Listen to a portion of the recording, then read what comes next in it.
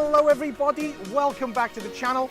My name is Alan, this is my life in Taiwan, and welcome to Taipei City.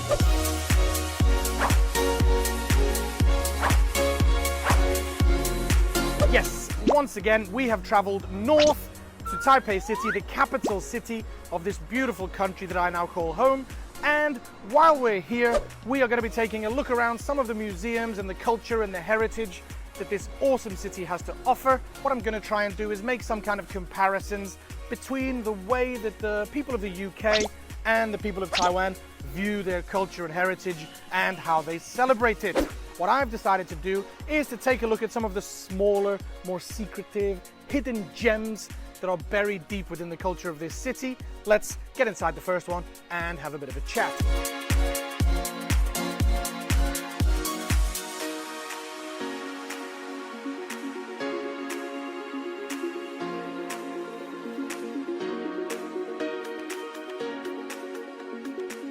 First of those hidden gems that I mentioned would be this, the former home of a very famous writer, philosopher, Dr. Lin Yutang, who was a very important cultural figure in his writings. There's lots of history to learn about him, but interestingly, I kind of feel a connection to this guy as he was known as the humor master, and during a tour earlier, I also found out that he invented the word humor in Chinese. Yo mo, yo mo, yo mo. I'm not sure of the tone. And during the tour I was given earlier, the guy showed me around and explained that Lin Yutang designed this house himself. He tried his best to blend the cultures of Spain and Chinese culture, and he's done a really good job. As you can see, a very Mediterranean feel with the bright white pillars and the blue roof. It's now been transformed into a museum dedicated to his life and his many literary works. And it kind of links into what I mentioned earlier and got me thinking a little bit about how Taiwanese people view their culture and heritage compared to the way that we do back in the UK.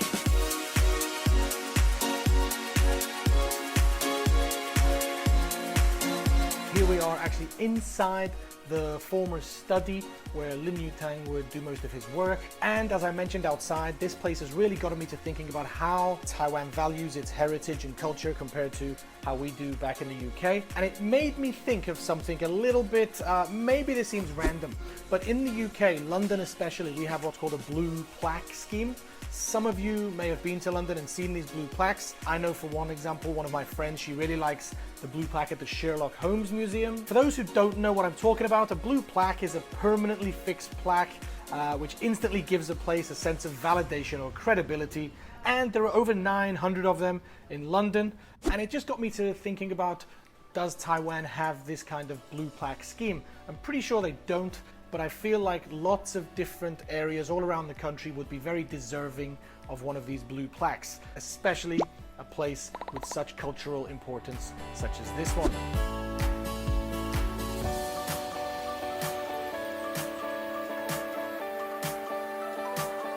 Hopefully it's not in bad taste to film, but here is the actual tomb of Lin Yutang. But the really interesting thing I wanted to show is, because he enjoyed to drink a coffee every single day, they actually put a cup of coffee on his tomb every morning to keep his spirit alive. I just thought that's a really sweet thing I wanted to share with you.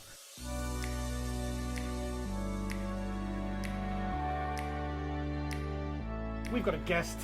Prozzy is here, also filming a video. You can go check it out up here. Prozzy actually has like a real interest in this author's literary works, right? Absolutely. My country and my people is one of the major reasons. Well, I don't want to tell you. Go check out my video if you want to know more, but I definitely recommend reading that book. I think time for me and Prozzy to eat, and then we're off to another location somewhere in this beautiful city of Taipei.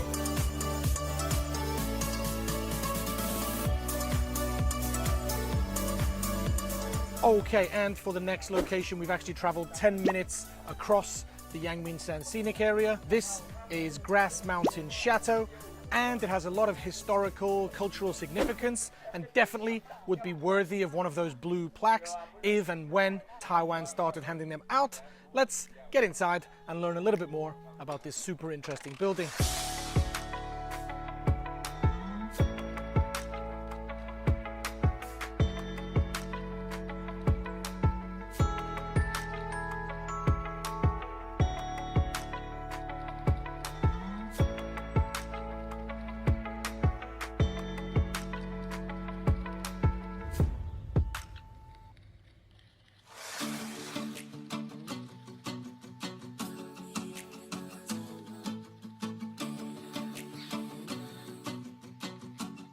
Okay, so we have now come inside this Grass Mountain Chateau, and just to give you a little bit of history of this place, it was built in 1920, but then in 1950 became the first residence of Chiang Kai-shek and his wife, Mei Ling. Lots of interesting things to see here. Probably the most interesting to me would be the bomb shelter.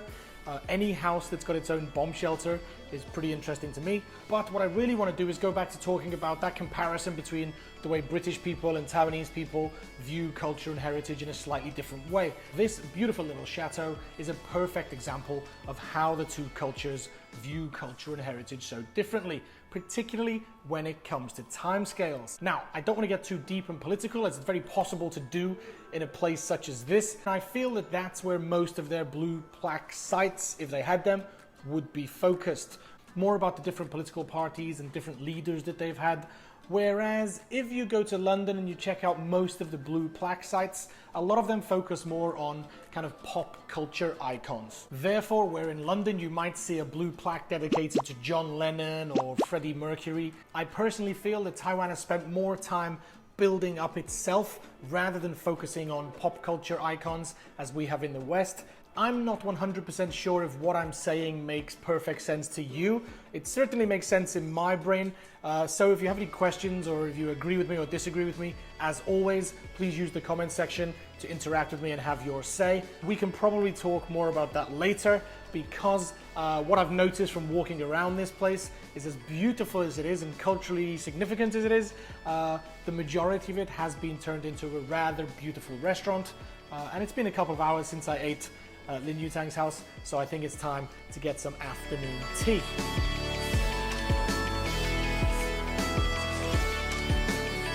Okay, so we're back with Prozzy.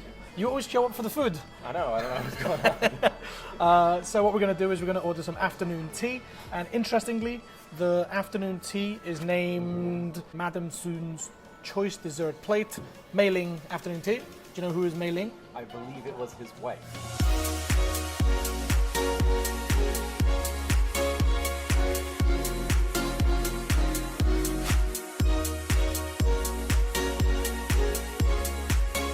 Okay, so we have left the Grass Mountain Chateau up in beautiful Yangmin San area, and we've made our way down more into the center of the city now. Although you wouldn't really know it from the serenity and peacefulness of the surroundings, we may be surrounded by the hustle and bustle of Taipei City, but this Sun Yun-Suan Museum is absolutely a diamond in the rough. And although it's located very close to the hugely imposing buildings of the Presidential Palace and Chiang Kai-shek Memorial Halls, as I mentioned back at the start of the video, I really want to focus this video on some of the smaller, more hidden, secret cultural gems that Taipei has to offer.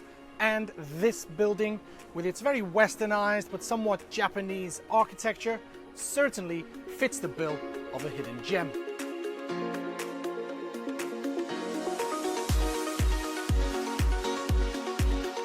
This museum is actually named after Sun Yun-Suan.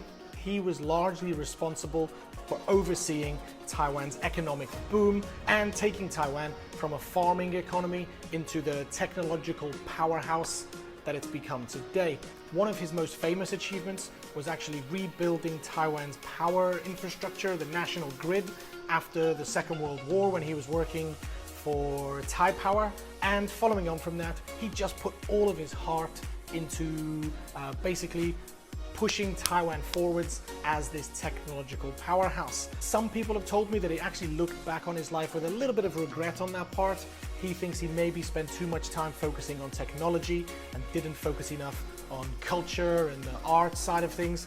But it's definitely no word of a lie to say that this guy is very influential when it comes to looking as to who was responsible for turning Taiwan into the super powerhouse technological country that it's become today.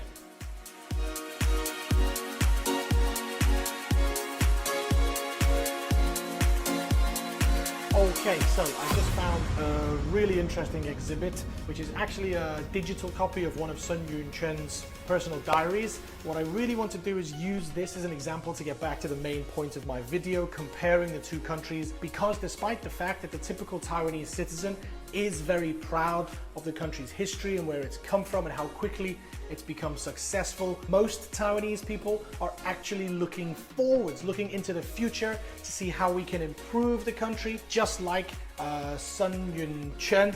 Yes, buildings such as this one serve as a beautiful reminder of the blossoming years of development and arduous times Taiwan has been through, but it is also a place we can come to and remind ourselves of how Taiwan can become stronger and stronger in future. I guess what I'm trying to say is that the few museums that we visited today, as well as dozens of others around the city and the country, are not only used by Taiwanese people as a reminder of the past, but also as a spark of inspiration to see how we can work together, work harder in order to make Taiwan stronger in the future. And I'm just not sure that we do the same in the UK. In the UK, we tend to use our heritage sites as just something to look back on and be proud of, and perhaps pessimistically look at them with the kind of thinking of, oh well, things will never be that good again.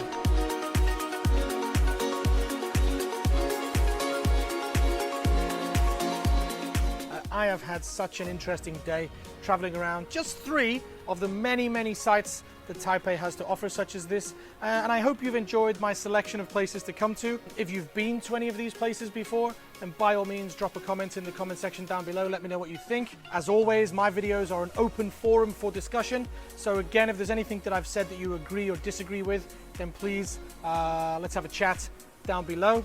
I think that's pretty much it. I'm going to say goodbye. Thanks so much for watching. Thanks for your continued support. I really appreciate it. But as for now, and as always, thanks for watching, guys. I'll see you next time in My Life in Taiwan. Peace.